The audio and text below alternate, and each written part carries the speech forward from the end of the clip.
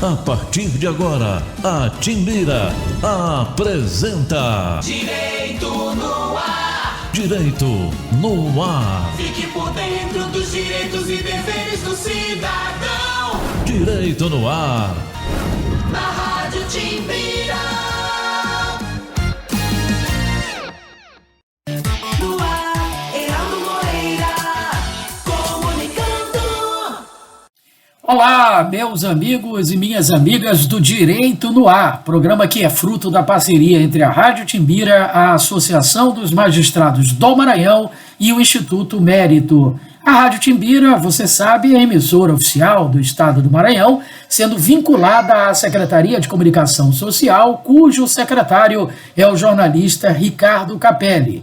O diretor-geral da Timbira é o também jornalista Robson Paes. A Associação dos Magistrados do Maranhão é presidida pelo juiz Olídice Barros e tem como diretora de comunicação a juíza Marcela Lobo. O Instituto Mérito divulga em seu perfil no Instagram eventos acadêmicos e humor jurídico.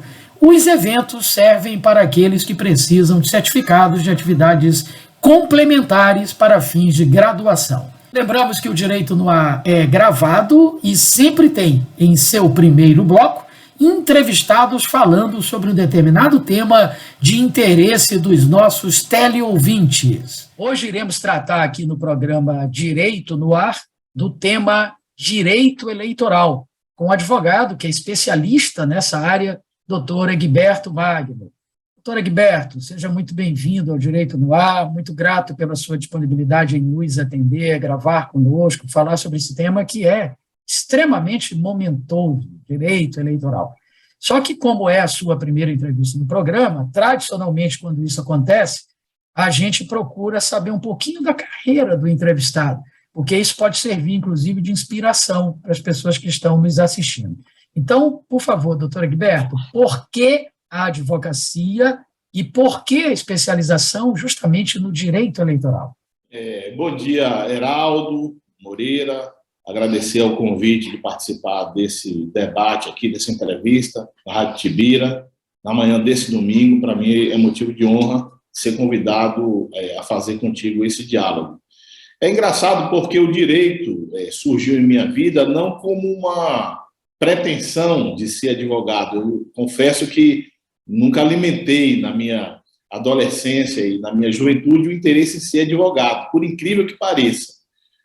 Mas por uma circunstância, eu vivia em Salvador e tenho graduação na História e fazia Ciências Sociais na Universidade Federal da Bahia, e eu tive que mudar para uma cidade do interior da Bahia chamada Juazeiro, que fica ali na divisa com Pernambuco, Petrolina. É uma área cantada bastante pelos forrozeiros, né? Em prosa e verso se faz referência a Juazeiro e Petrolina.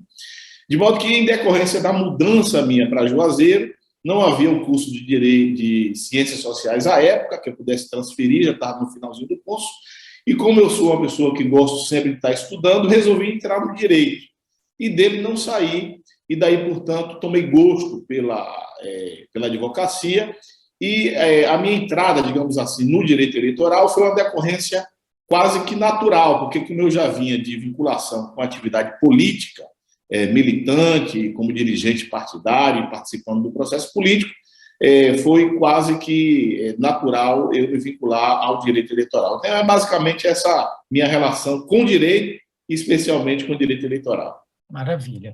Doutor Egberto, o que seria, porque, claro, o nosso programa, embora ele tenha uma grande audiência dentre os operadores do direito, porque ele é patrocinado, inclusive, pela Associação dos Magistrados do Maranhão, mas o foco aqui não é falar de direito para profissionais do direito. O foco aqui é levar o direito de forma simples para a população, para que ela entenda o direito de uma forma mais tranquila, até para que ela conheça os seus direitos e deveres também.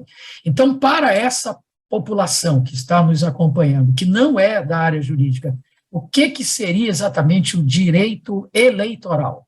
Bom, o direito eleitoral, como a própria nomenclatura sugere, é o direito vinculado aos temas do processo eleitoral. Do mesmo modo que o direito trabalhista, que é específico em relação ao mundo do trabalho, como há o direito previdenciário, especificamente ao mundo aí, da seara previdenciária, o direito eleitoral tem como finalidade, tem como objetivo, ao fim e ao cabo, trabalhar no curso do processo político, do processo democrático previsto na Constituição brasileira, que prevê lá a realização periódica de eleições, o sufrágio universal. Então, o direito eleitoral é o mecanismo pelo qual se ordena, se estrutura, digamos, a atividade que põe em efetividade aquelas premissas, né, previstas na Constituição em relação à democracia. A democracia se efetiva, entre outros meios, com a concretização da realização das eleições. Então, o direito eleitoral visa exatamente fazer com que essa coisa se efetive, se ponha de pé. Daí porque haver papéis distintos, evidentemente, dos advogados, dos magistrados e do Ministério Público, para exatamente conformar esse ambiente e efetivar-se, portanto, aquilo que é a realização do sufrágio universal, do voto do cidadão como escolha democrática para conduzir os rumos do país, do Estado e do município. Doutor Egberto, recentemente saiu uma pesquisa mostrando que somente atrás da Índia, em números relativos, nós temos o maior número de advogados por habitantes do mundo, segundo maior número, né? Isso preocupa quem, por exemplo, está pensando em seguir a sua carreira, a advocacia, se ainda há mercado, se ainda há nichos dentro desse mercado. E aí eu queria fazer essa pergunta: para quem pretende abraçar, como o senhor, a advocacia eleitoral, ainda há espaço para isso ou é uma briga gigantesca para conquistar um espaço nesse mercado, nesse segmento? Até pelo, como você próprio pontuou, até pelo número grande de advogados que há no Brasil, naturalmente que a disputa, né, por assim dizer, quer dizer, a busca de os advogados e advogadas se posicionarem profissionalmente é uma busca que se dá de maneira bastante acirrada, sob o ponto de vista do espaço profissional. Ao mesmo tempo, como nós temos um país de dimensões, como se diz, né, continentais, com muitas desigualdades sociais, muitos contrastes sociais, regionais, desequilíbrios de várias ordens, insegurança jurídica em muitas questões, porque o Brasil é um país ainda em construção. Quando você vê, quando você faz uma comparação entre o Brasil, por exemplo, e os países centrais da Europa, que tem já padrão elevado na prestação de serviço, na realização pelo poder público daquilo que é absolutamente fundamental para uma sociedade, a gente vai ver a discrepância e o quanto o Brasil ainda precisa, em primeiro lugar, e certamente tende a crescer. E isso, naturalmente, demanda a presença constante, né, do profissional do direito, especificamente do advogado, do mesmo modo que a necessidade de desenvolvimento econômico e social, de construção da infraestrutura, vai exigir a ampliação de engenheiros, de técnicos das diversas áreas na construção, de arquitetos e assim por diante. De modo que eu diria que o direito é uma área, por um lado, embora bastante numerosa, a quantidade de profissionais, mas é uma área que, com envolvimento, engajamento e com devoção militante, se é possível encontrar nichos de atuação. E acho que o direito eleitoral também se coloca nesta mesma, digamos, perspectiva, ou seja, há espaço para se desenvolver a atividade. Agora, é aquilo, tem que haver devoção, abnegação, tá certo? Devotamento, porque advogar é uma militância, exige mesmo um sacerdócio, como costumam dizer os mais antigos. Perfeito. Estamos conversando com o advogado Egberto Magno sobre o tema direito eleitoral. Doutor Egberto, o advogado eleitoral ele vai atuar, claro, extrajudicialmente, né, dando consultoria, pareceres, etc., para os seus clientes, mas ele vai ter uma atuação também processual, uma atuação judicial, mais precisamente na justiça eleitoral. E a justiça eleitoral, a gente costuma dizer que ela atua durante o período da eleição. E aí, para deixar claro para os nossos ouvintes, teleouvintes, de quando a quando vai o período da eleição? O período da eleição, propriamente dito, ele vai do dia em que, se é possível fazer a campanha eleitoral, ou seja, os candidatos podem pedir voto abertamente, se dirigir ao eleitor de maneira explícita e pedir voto até o dia da eleição. Neste caso, será no dia 2 deste ano, né? Será no dia 2 de outubro. Então, esse é o período eleitoral propriamente dito. É claro que, numa perspectiva mais alargada, o período eleitoral pode ser entendido como aquela fase de preparação do período eleitoral estrito sensu, que é isso que eu acabei de referir, que começou, aliás, no dia de ontem e vai até a véspera do dia da eleição, portanto, dia 1º de outubro, mas entendido, eu dizia, de maneira um pouco mais alargada, o processo eleitoral macro, por assim dizer, tem início com os preparativos do período eleitoral, que vai desde aquele momento que se chama de pré-campanha eleitoral, quando os pré-candidatos eles já podem adotar alguns mecanismos de difusão da sua pré-campanha, com algumas ressalvas, como, por exemplo, a impossibilidade de fazer menção a número e a impossibilidade de pedir o voto, porque é isso exatamente que caracteriza a propaganda antecipada, ou seja, antes do dia 16 de agosto você pedir voto, que tem repercussão do ponto de vista da punição da justiça eleitoral, se ela for provocada para tanto, e pode ir um pouco além do dia das eleições, com a própria diplomação e posse aí dos eleitos, né? A diplomação que antecede a posse, e a posse, no caso dos detentores, né, ou dos que virão a deter mandato no Executivo, no dia 1º de janeiro, e dos parlamentares no dia 1º de fevereiro. É quando aí, portanto, se encerra o período eleitoral mais alargado. Então, nós temos duas perspectivas, né, de entender o período eleitoral. Um estrito sensu, que começa com a campanha eleitoral liberada, né, aberta, até o dia da eleição, e o período eleitoral mais alargado, que começa com a pré-campanha, alguns falam até no início do ano eleitoral, e encerra com a diplomação e, posteriormente, a posse dos eleitos. Embora algumas situações de ordem jurisdicional, de ordem jurídica, permaneça após mesmo a posse, porque há situações, há ações, né, que podem se estender para além do período da posse dos eleitos. Então, é basicamente isso, Heraldo. Perfeito, maravilha.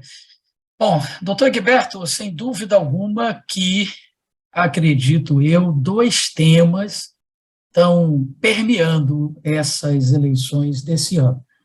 Um que não é tão novo, já era uma preocupação desde a eleição passada, e outro que estão tentando transformar como num assunto novo, embora seja um assunto que já tenha sido ultrapassado há muito tempo, mas que está querendo ressurgir com força nessas eleições. Me refiro à confiabilidade das urnas eletrônicas e à má influência nas eleições decorrentes das chamadas fake news, mentiras mesmo, para ser mais direto, mais objetivo. Eu queria que o senhor falasse sobre esses dois temas, começando, por favor, sobre as urnas eletrônicas. Aliás, nesta semana, na terça-feira, na posse do novo presidente do Tribunal Superior Eleitoral, ministro Alexandre de Moraes, ele foi muito enfático em relação a esses dois aspectos, né, inclusive. Porque alguns segmentos da política, mas não só da política, né, até da sociedade, têm questionado, digamos, a confiabilidade das urnas eletrônicas brasileiras, que são um exemplo no mundo inteiro.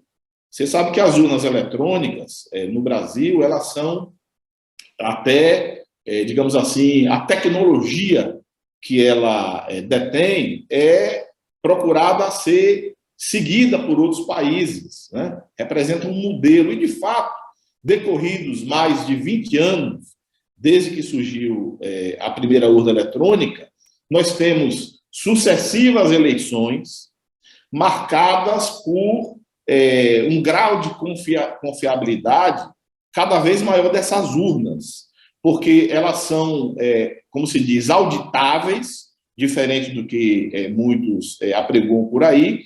As urnas são auditáveis, entidades da sociedade civil, os partidos políticos podem participar do processo de checagem ao longo do ano em relação à segurança e à atualização, não apenas tecnológica, mas também da segurança da urna eletrônica, de modo que nós temos que nos orgulhar. O Brasil tem que se orgulhar de ter construído, de ter levantado, erigido, enfim, algo tão importante e tão reconhecido internacionalmente como é a urna eletrônica brasileira. E essa questão das fake news, como se diz, né? Nós vivemos nos últimos, 8, 10 anos, no mundo inteiro, a criação, a formulação de uma coisa que tem trazido grandes prejuízos a diversas nações, a diversos países, inclusive aqui no Brasil. Passou-se a trabalhar com o conceito de pós-verdade, na seguinte perspectiva: não importa debater se determinado fato, se determinado episódio representa verdade ou não, se é mentira ou não. O que importa é se a narrativa daquele episódio, daquele fato, conduz a uma perspectiva ou a uma outra perspectiva, independentemente de ser verdade ou não. Isso tem trazido uma série de problemas, né, à nossa sociedade, como, por exemplo, a discussão recente sobre a importância e a necessidade da vacina para combater e enfrentar a Covid-19. Ou seja, não importava se a vacina realmente combatia ou combate, né, ou impede o desenvolvimento, né, o agravamento de quem é acometido pela Covid-19. Importava ou importa para um determinado segmento da sociedade brasileira e da política o raciocínio de que o importante é eu galgar apoiadores, é eu mobilizar pessoas em torno de mim ou do meu projeto a partir de uma narrativa, de uma pós-verdade, uma coisa que não necessariamente seja verdadeira, mas que pode ser trabalhada nesta ou naquela perspectiva. Então, as fake news são exatamente esta conformação que a gente vive hoje no mundo inteiro, inclusive aqui no Brasil. Agregado à questão das fake news nessa perspectiva, tem o fato da própria mentira em si. Ou seja, em processos eleitorais, é muito comum a utilização de mentiras, de inverdades, para difundir apoios ou, entre aspas, né, o desapoio, por assim dizer, a determinado candidato, a determinada candidata. Então, há uma confluência, né, no âmbito internacional, no âmbito mundial, da chamada pós-verdade, com a exploração das fake news no contexto do processo político no Brasil, e isso é extremamente danoso, porque gera uma desconfiança, gera em torno da sociedade a existência de pseudo-verdades que podem interferir ou interferem na definição do voto do eleitor, porque manipula a vontade do eleitor. O eleitor que, ainda essa semana, eu conversava com um eleitor que vota numa determinada perspectiva, e eu demonstrando a ele que certas coisas que ele entendia como verdadeiras não eram verdadeiras. E eu fui argumentando em torno disso. Ele, ao final, se convenceu. Ele falou, realmente, de fato, porque ele foi pesquisando e foi se dando conta de que, de fato, eram fake news. Então, é importante nós combatermos, nós esclarecermos as pessoas e as pessoas terem uma auto-percepção de que certas notícias, entre aspas, são, na verdade, mentiras, são falsas e, portanto, não merecem ser reproduzidas, não merecem ser repassadas, né, pelas redes sociais ou por quaisquer outros meios. De modo que enfrentar e combater as fake news se constitui numa coisa absolutamente importante. E, aliás, eu concluo dizendo o seguinte, a própria ideia de que as urnas eletrônicas no Brasil são inseguras e não confiáveis, essa ideia é uma fake news. Muito bem. Bom, então, o senhor acabou tratando logo dos dois temas, e como a gente está se aproximando, infelizmente, do final da nossa conversa, eu só vou agradecer mais uma vez pela sua participação, doutor Egberto, e deixar o espaço, então, para as suas considerações finais. Doutor Heraldo Moreira, é um prazer muito grande participar dessa conversa aqui. Você sabe que eu sou um apaixonado por rádio. O que eu queria mesmo, enquanto profissional, lá atrás, na minha adolescência, era ser radialista.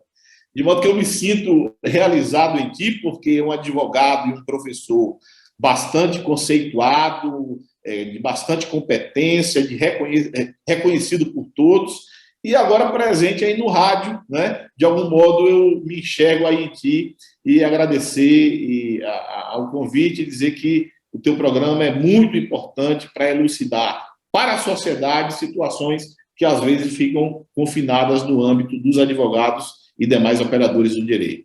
Muito obrigado pela oportunidade. Eu que agradeço pela sua disponibilidade de tempo e pode ter certeza que no radar da Timbira passa a constar agora o nome do doutor Egberto Magno. Quem sabe a gente não realiza esse seu sonho também. Maravilha. Grande abraço e muito grato pela sua participação conosco. Nós faremos agora um rápido intervalo, mas logo estaremos de volta com o seu Direito no Ar. Continue conosco. Estamos apresentando Direito no Ar. Direito no Ar. Fique por dentro dos direitos e deveres do cidadão. Direito no Ar. Na Rádio Timbira.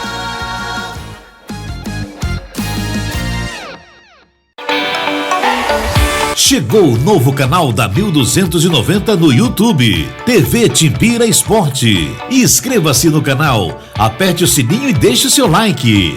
Venha fazer parte da primeira do Maranhão você também. Timbira M 1290.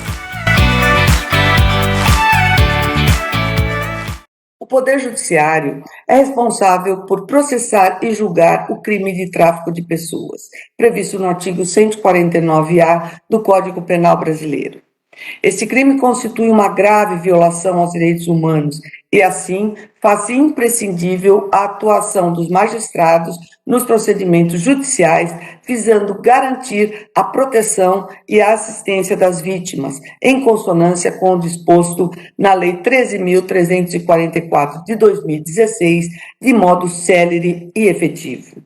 Além disso, o Conselho Nacional de Justiça, em parceria com a Organização Internacional para as Migrações, OIM, lança hoje uma campanha pensada para ampliar o conhecimento dos atores do sistema de justiça, bem como da população em geral, sobre os diversos aspectos que configuram e constituem o tráfico de pessoas.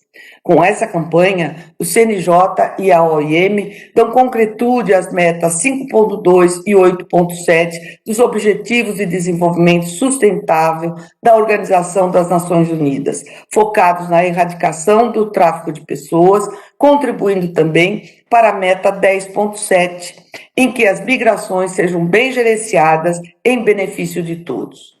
Assim, o CNJ e demais atores do Poder Judiciário exercem um papel crucial na repressão ao tráfico de pessoas e trabalham pela condenação dos perpetradores desse crime, bem como a possibilidade de reparação das vítimas, permitindo, assim, uma abordagem holística do fenômeno.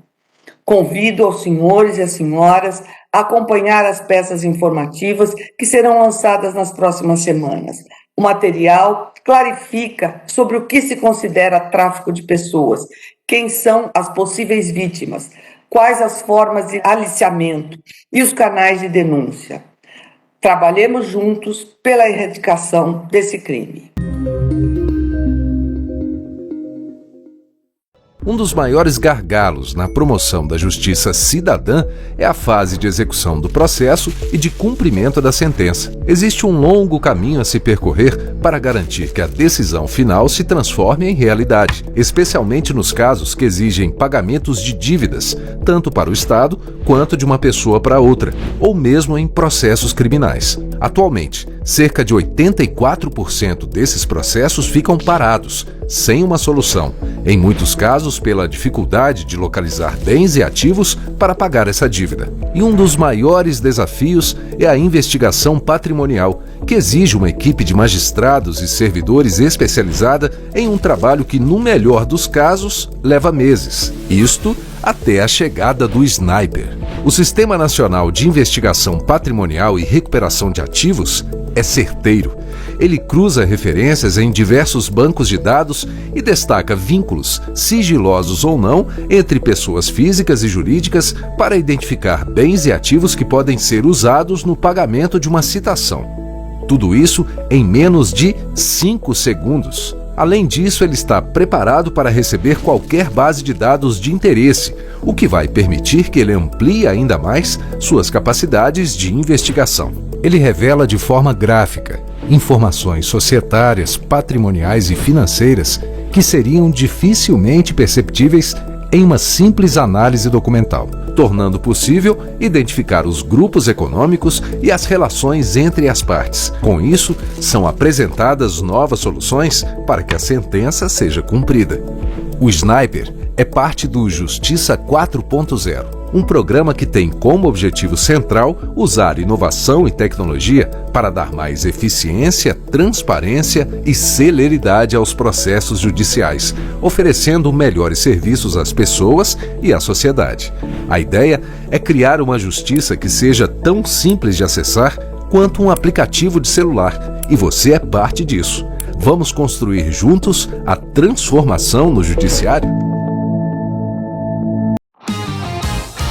Estamos de volta. Direito no ar. Direito no ar. Fique por dentro dos direitos e deveres do cidadão. Direito no ar. Na Rádio Timbira.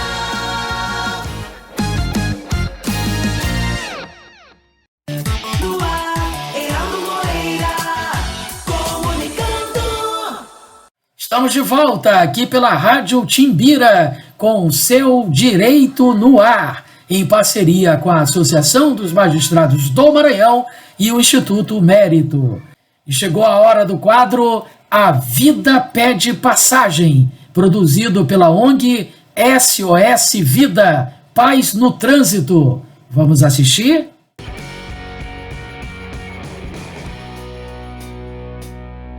Olá, sou José Martinho, integrante da SOS Vida pela Paz no Trânsito. No Vida Pede Passagem de hoje eu quero continuar falando a respeito das normas gerais de circulação e conduta. Isso porque é necessário observarmos essas regras a fim de alcançarmos um trânsito mais seguro e com melhor fluidez. Hoje eu quero falar um pouco a respeito do artigo 47, que vai nos dizer que quando proibido o estacionamento na via, a parada deverá restringir-se ao tempo indispensável para embarque ou desembarque de passageiro, desde que não interrompa ou perturbe o fluxo de veículos ou a locomoção de pedestres. Então, este artigo é muito importante porque ele nos chama a atenção para a diferença de estacionamento e parada. Ainda existe um grande equívoco em relação a esses conceitos de parada e de estacionamento, porque muitos condutores, no local onde há sinalização de proibido estacionar, por estar dentro do veículo e com o motor ligado, isso sem nenhum passageiro para embarque ou desembarque, o condutor tem a impressão de que ele está somente parado. E aí é necessário ir lá para o que nos diz o anexo 1 do Código de Trânsito Brasileiro, que vai trabalhar os conceitos e definições expressos no Código de Trânsito Brasileiro. E aí lá, o conceito de parada é justamente isso que o artigo 47 nos traz, que é o tempo indispensável, tempo necessário para embarque e desembarque de passageiro. Então, o que exceder a esse tempo já é caracterizado o estacionamento.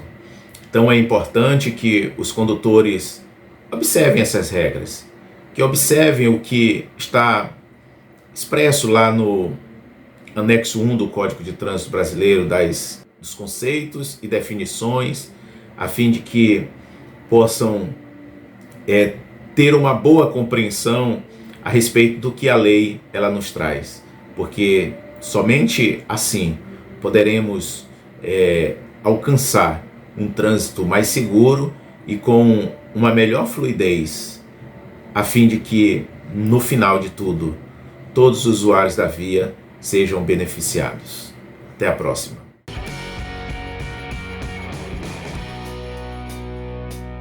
No segundo bloco, nós temos programas produzidos pelo Conselho Nacional de Justiça, sempre com temas relevantes e atuais. Acompanhe! Olá, está no ar mais uma edição do Link CNJ. Aqui você acompanha assuntos da justiça que impactam o seu dia a dia em reportagens e conversas exclusivas com personalidades do mundo jurídico.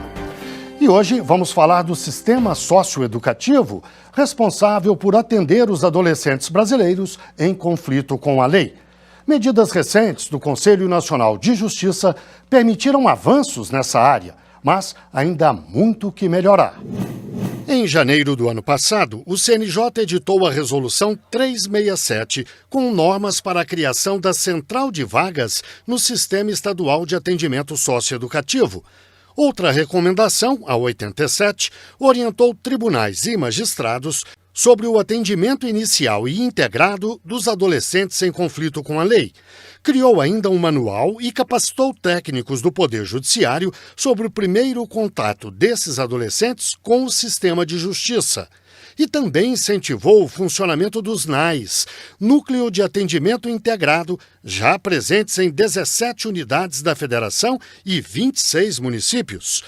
Os NAIs devem concentrar todos os serviços que atendem esses jovens. O exemplo são os CIACA, Centros de Atendimento da Criança e do Adolescente, que existem em Porto Alegre. Nesses espaços funcionam uma unidade da Vara da Infância e da Juventude, Delegacia de Polícia, Defensoria Pública, Ministério Público, com salas para atendimento psicossocial, para exame de corpo de delito, enfim, com tudo que o atendimento de jovens em conflito com a lei exige.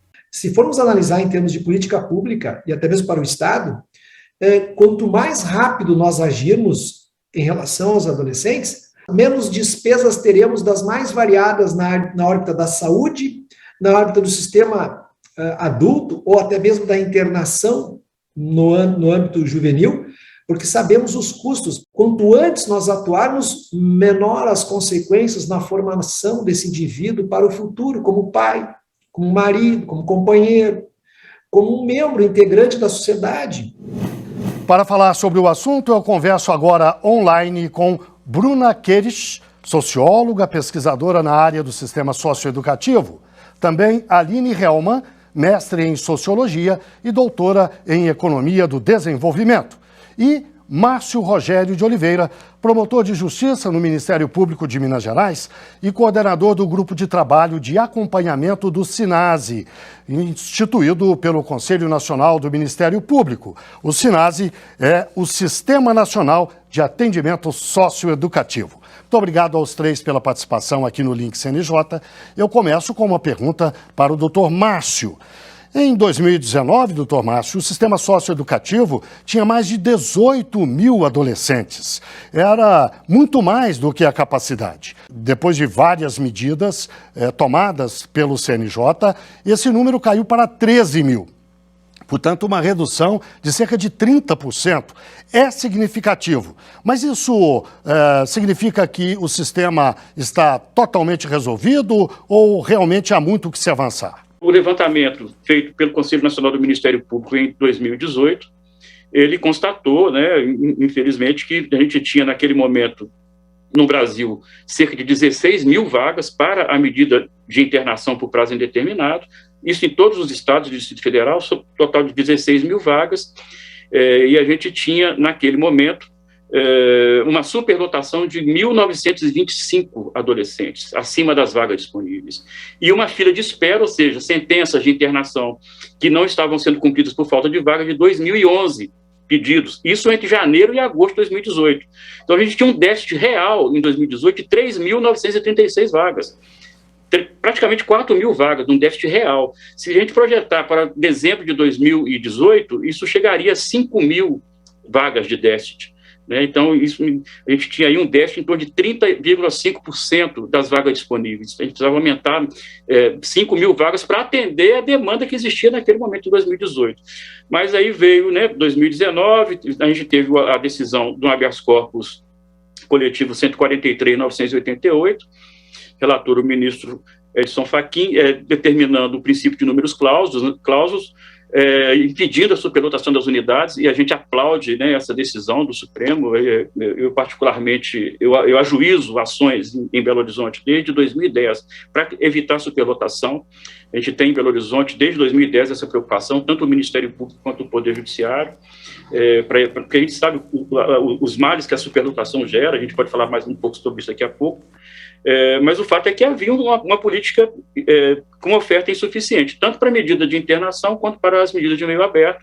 Isso gera uma série de distorções e de violações de direitos, e gera a própria frustração do sistema de responsabilização, que acaba repercutindo depois em um discurso de impunidade e de redução da idade penal. Embora sejam os municípios, os entes federados, que devem ofertar o programa ou serviço de atendimento socioeducativo em meio aberto, por força da lei do SINASE, aos estados cabe ofertar os programas socioeducativos de meio fechado, internação e semi-liberdade, mas os municípios não recebem um cofinanciamento para poder fazer isso com qualidade. E tampouco apoio técnico adequado, porque a própria coordenação do SINASE é dividida.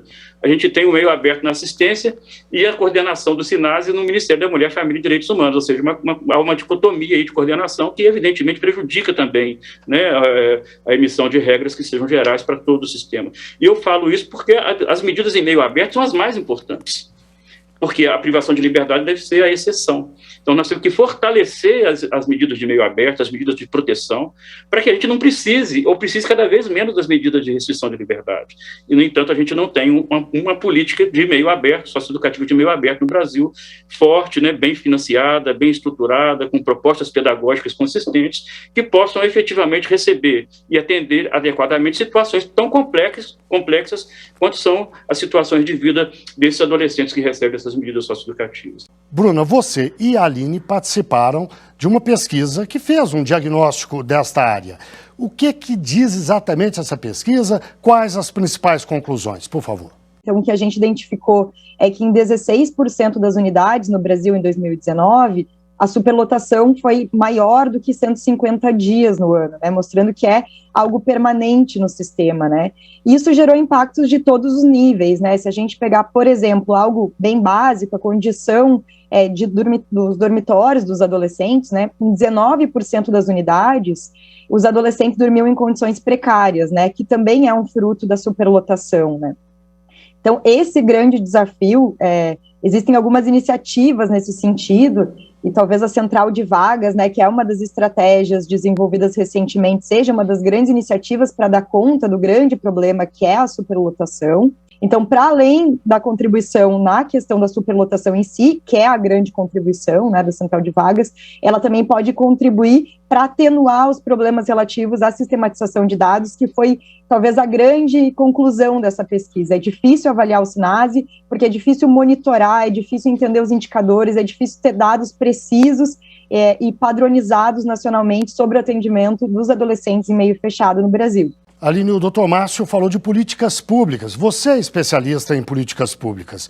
Quando nós falamos disso, nós estamos falando do que exatamente? Mais do que isso, os vários níveis de governo envolvidos com a questão dos adolescentes em conflito com a lei, cumprem a sua responsabilidade, executam as políticas públicas necessárias? O que a gente está falando de políticas públicas? Eu gosto de uma definição que é aquilo que o governo escolhe fazer ou não fazer. Tá?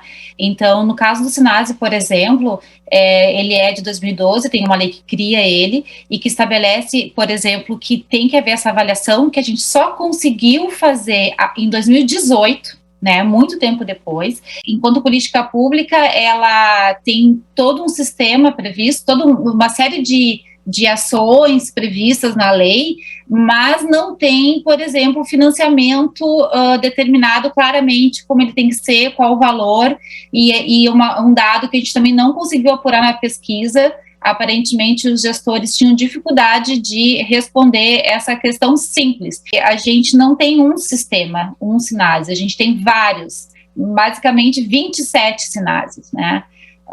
Então tem muito pela frente para aprimorar essa política, né? E além do que essa questão de uma parte dele está coordenado pelo Ministério dos Direitos Humanos, né, e outra parte pelo Ministério da Cidadania hoje, o que traz um desafio ainda maior para a política pública. Doutor Márcio, nós falamos de níveis de governo, isso a princípio pressupõe o executivo apenas, prefeituras, estados, o governo federal, mas essa é uma questão de Estado, com letra maiúscula, uma coisa muito mais ampla, envolve o judiciário, evidentemente, envolve o legislativo, envolve, na verdade, a sociedade brasileira. O senhor, na sua avaliação, o senhor acredita que a sociedade brasileira lida de uma forma correta com um problema tão grave, tão sensível para a formação de jovens, para a formação do cidadão? Mas eu vou pedir que o senhor responda logo depois do intervalo. O Link CNJ, portanto, faz uma breve pausa e volta já já.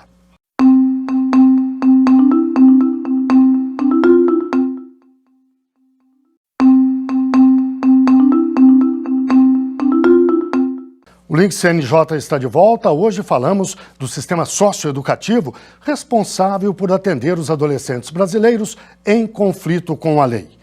Os nossos convidados são Bruna Querich, socióloga, pesquisadora na área do sistema socioeducativo, Aline Hellmann, mestra em sociologia e doutora em economia do desenvolvimento, e ainda Márcio Rogério de Oliveira, promotor de justiça no Ministério Público de Minas Gerais e coordenador do Grupo de Trabalho de Acompanhamento do SINASE, o instituto, ou melhor, instituído pelo Conselho Nacional do Ministério Público. O SINASE é o Sistema Nacional de Atendimento Socioeducativo. No bloco anterior, eu deixei uma pergunta no ar para que o doutor Márcio respondesse agora. Eu falava sobre a responsabilidade da sociedade como um todo, do Estado, aí falando do Executivo, do Legislativo, do Judiciário. Todas essas instituições estão suficientemente conscientes do papel que cabe a elas? Têm responsabilidade para lidar com o assunto? Eu costumo dizer que o sistema socioeducativo deve ser a última fronteira do atendimento. nós devemos fazer de tudo para evitar que um adolescente precise ingressar no sistema socioeducativo.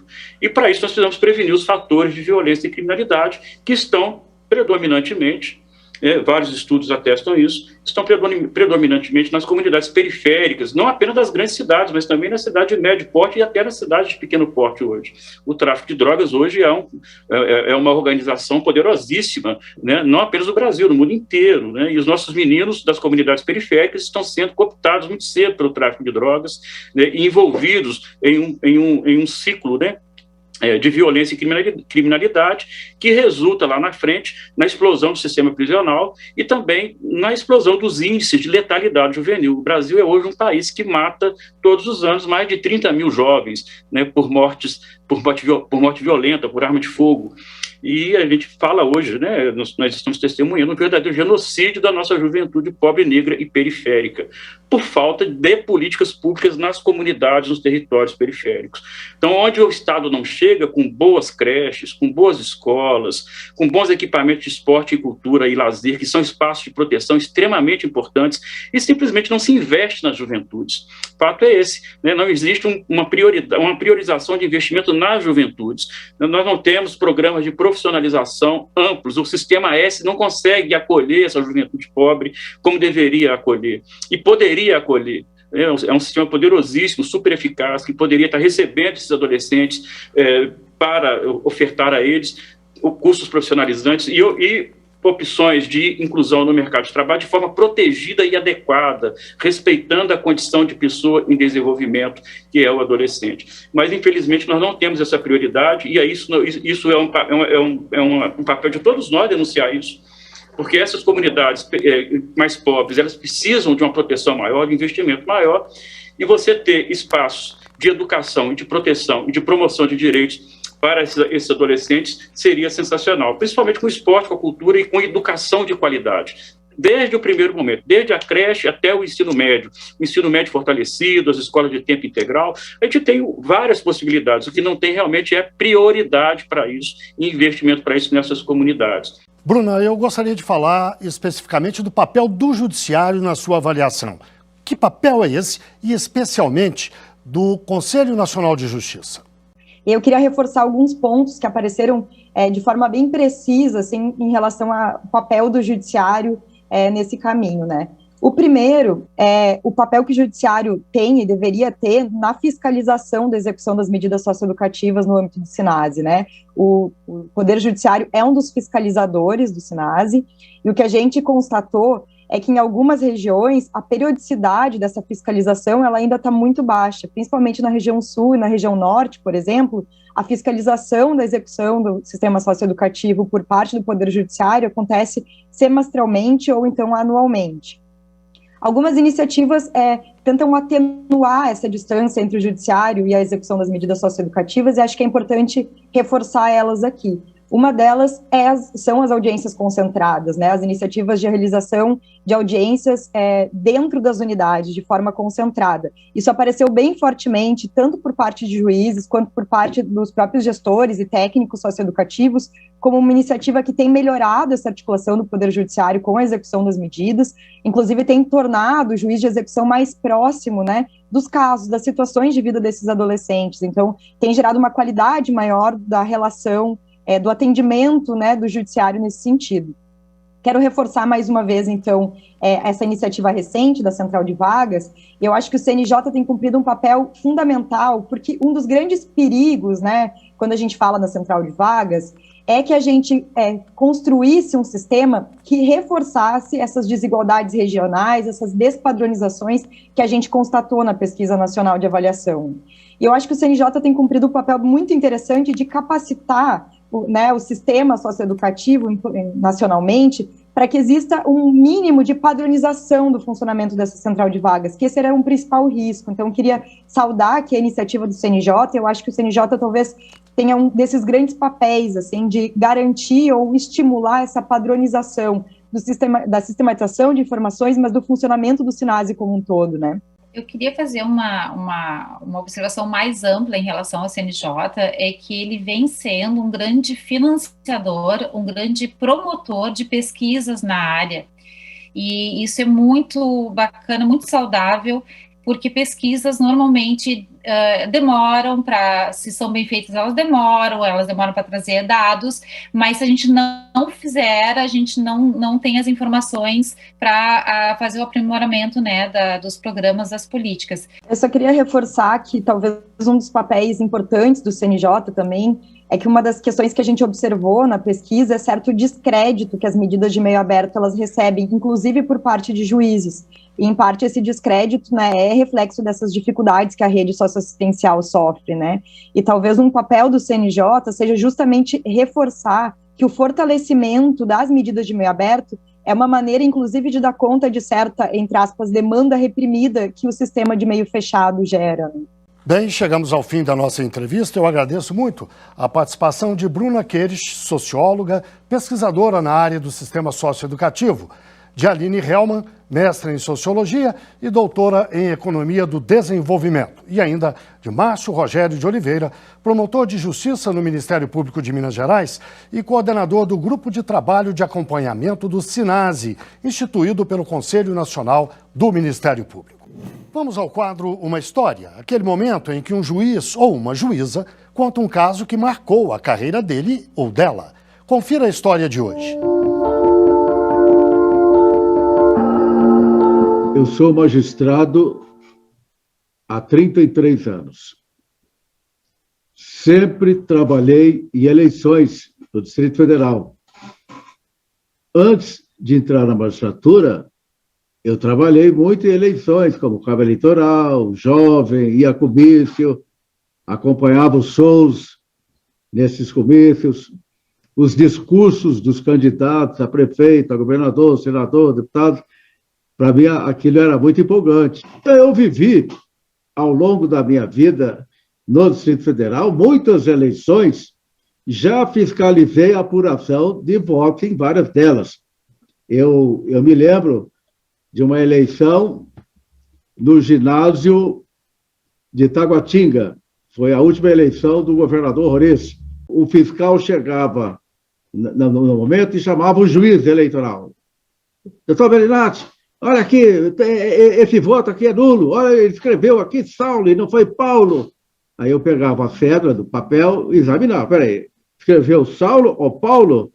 Daí eu chamava todo mundo ali, fazia uma espécie de um julgamento coletivo. Via os fiscais, candidatos, aquela briga, o pessoal nervoso, querendo impugnar o voto de um lado e do outro lado querendo validar o voto. Aí eu mostrava para todo mundo a cédula. Está aqui a cédula. Está escrito Saulo ou Paulo? O que está escrito aqui? Eu estou vendo Paulo. Você está vendo Saulo? Aí fazia um julgamento, uma espécie de um tribunal do júri. E o povo acabava dizendo, não, está escrito Paulo, o voto é para o Paulo, não é Saulo, não. Então o voto é para Paulo. Pode anotar aí, voto para o candidato Paulo. E assim eu resolvia uma praticidade e rapidez e encerrava na hora a discussão, encerrava na hora a briga, a confusão e a apuração continuava. Então, esse sempre foi o meu trabalho marcante na Justiça Eleitoral, aqui no Distrito Federal, e agora como presidente do Tribunal Regional Eleitoral do Distrito Federal. A nossa mensagem para a população é no sentido de que teremos eleições pacíficas. Não tenham medo das eleições. Esse clima aí de guerra, de confusão que estão criando, isso é bobagem. Isso é mentira, é discurso de alguém. Nós vamos promover eleições limpas, claras, transparentes e seguras. Aquele que ganhar vai tomar posse. Aquele que recebeu o voto da população. As urnas eletrônicas são absolutamente seguras. Podem confiar. A Justiça Eleitoral está se preparando para oferecer o melhor para a população do Distrito Federal. Nós vamos ter 6 mil policiais nas ruas trabalhando, 35 mil agentes, os mesários, 190 juízes, também 190 promotores de justiça. Então, a cidade vai estar mobilizada para as eleições. Então, eu acredito na organização da Justiça Eleitoral e de todos que estão empenhados para fazer o melhor para a população. Bem, chegamos ao fim de mais um Link CNJ. Muito obrigado a você que esteve com a gente até agora. E até o próximo programa. E a gente lembra que caso você queira participar do nosso programa, apesar dele ser gravado, você pode fazê-lo com suas críticas, dúvidas ou sugestões pelo nosso e-mail amaimprensa@gmail.com. AMA, imprensa, tudo junto, @gmail.com. Voltaremos semana que vem com o seu Direito no Ar, um programa da Rádio Timbira, a Associação dos Magistrados do Maranhão e Instituto Mérito. Até lá e muito grato por sua audiência. Você acabou de acompanhar mais uma atração da Timbira AM. Direito no Ar. A primeira do Maranhão. Timbira.